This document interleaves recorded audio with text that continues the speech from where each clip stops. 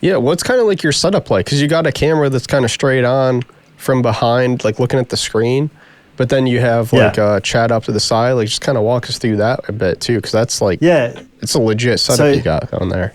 Yeah, so if I just move out of the way a little bit. Yeah. So this stuff down here, you got the launch monitor on the floor edge over there. And then the hitting mat, which is a T-turf hitting mat, so you can put tees in it. Yeah. I don't. I just like the feel of it under my feet. It feels a bit more like a fairway, which but I don't spend a lot of time on fairways in real life. I thought I'd bring one in here. So the screen's there, what I stream from. So I have the bottom one is what projects the image onto the screen. So that's usually playing GS Pro, playing the courses. Gotcha. Yep. And then the one at the top streams my chat from TikTok. So while I'm live streaming, I've got the chat right in front of me. The camera is sat just like past here.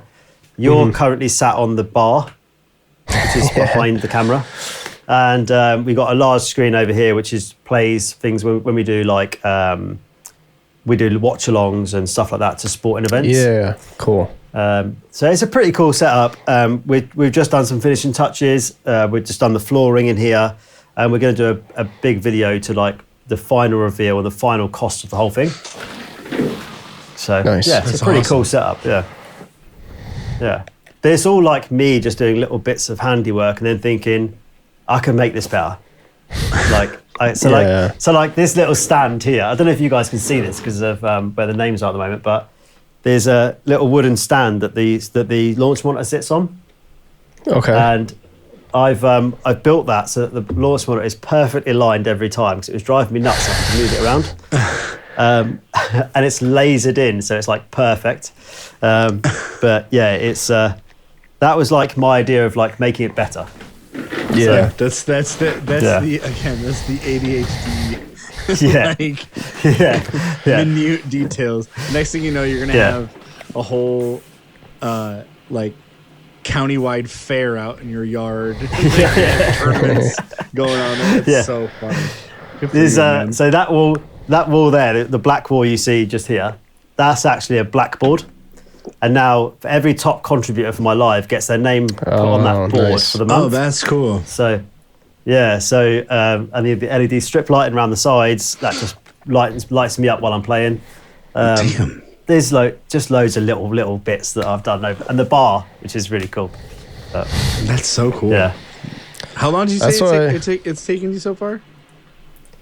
So the initial build was 4 weekends, and that's stripping out, building a whole simulator. Yeah. But this is like, I don't know, probably let's say, like, I rebuilt the whole thing, so I stripped it all back out again, and then rebuilt it with ply lining, and that took about 2 days. I've probably spent, I don't know, let's say about 20, 25 days, probably in total. Wow. Yeah. And I usually live stream me building it. Just because it's funny. Well, it gives you a chance to interact with people who are invested. It's a good idea. It's awesome. Yeah. And loads of people come in and, you also remember like TikTok's crazy for gifting as well. So people are just so generously like supporting the channel that when they come on and they watch me build, they just love it and they want to see it. So let them have it basically. Yeah, I definitely want to do that. I don't have the space in my garage to I can't hit anything more than my 5-iron with height-wise, but the next house, this is just like our starter house. I'm for sure got to build out something. I wish I had it in mind when I built the shed. I wish I had it in mind to like build it high enough to do that. But I did take the shed and I put like my perfect practice mat, and I have like a chipping area there. That's like it's like a long shed. It's 16 feet, so I can like do a lot of short game stuff there.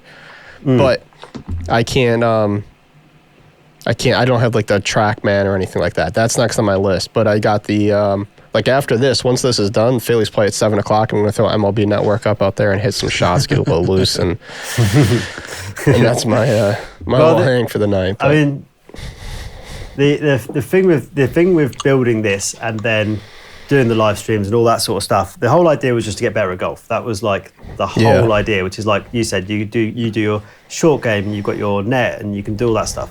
That was the whole idea. The trajectory of everything just changed when we started live streaming and it started to go a bit wild. And then now I feel like I've got some sort of like responsibility to put out there some decent content. So now it's about just making it look really cool, like super cool, the vibe on it. Start doing things with other content creators. There's loads we can do, but there's so much going on the courses stuff as well. I'm really, really fortunate to have backing of the guys that own the golf course that I live next to. Oh, nice. So they help me loads as well. So yeah, it's pretty cool. Yeah. So you mentioned the long style content. What are you doing like YouTube videos? You doing like on the course type thing? Yeah, so I do YouTube videos they're about 40 minutes long, something like that, which is, we only do 9 holes at a time, because I don't know about most people, and this might just be because of ADHD, but I can't sit and watch an hour of someone playing golf. Like, not someone that's either not like watching a Bryson DeChambeau or even a Grant Horvat, great, I can watch that all day. But watching someone like me play golf for like an hour would drive me nuts.